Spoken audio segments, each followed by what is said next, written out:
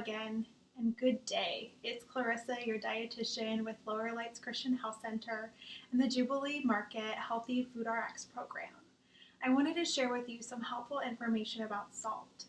Salt is an essential mineral composed of sodium and chloride. When I say essential, that means it is necessary for human life. For that reason, saltiness is a basic human taste, and it is vital to establish the water balance in our bodies. Salt is the oldest and most basic food seasoning. It has also been used as a method for preserving foods to keep them from spoiling for thousands of years. However, just because salt is essential to our health and the functioning of our bodies, that does not mean that we should consume loads of it. Eating too much salt can put you at risk for heart diseases like hypertension, also known as high blood pressure. The American Heart Association recommends no more than 2,300 milligrams of sodium per day. Ideally, even less than that for most adults, and particularly those adults with high blood pressure. 2,300 milligrams of sodium is 1 teaspoon of table salt. Now, many of you may be thinking, I don't sprinkle that much salt on my food, or I used a whole teaspoon in my cooking, but it's spread out among many portions. That may all be true, but the limit of 2,300 milligrams of sodium is not just for the salt that you add to your food. Many foods already contain salt, some naturally and others through food processing. So some foods are obviously salty, like pretzels, French fries, chips, or other packaged snack foods.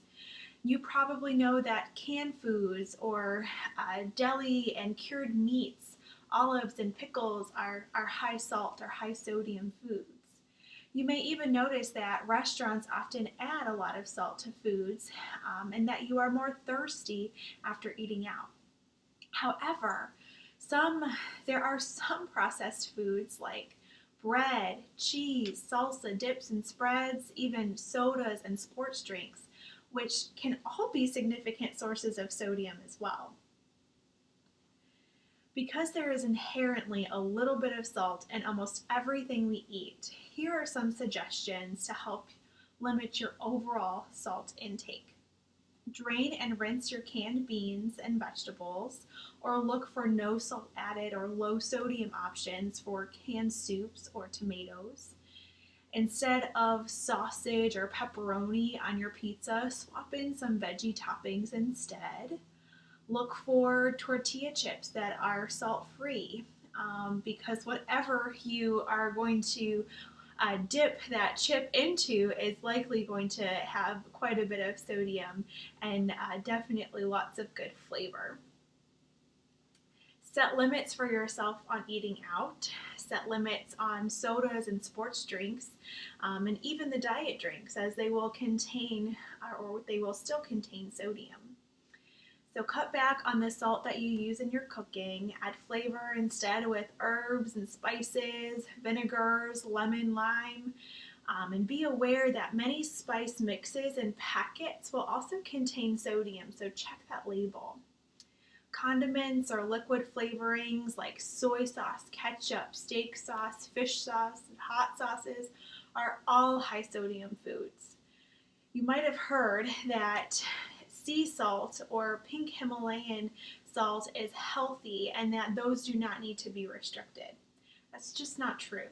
When it comes to cooking with these salts, the crystals are typically larger than that of the fine table salt, so you physically fit less crystals onto a teaspoon.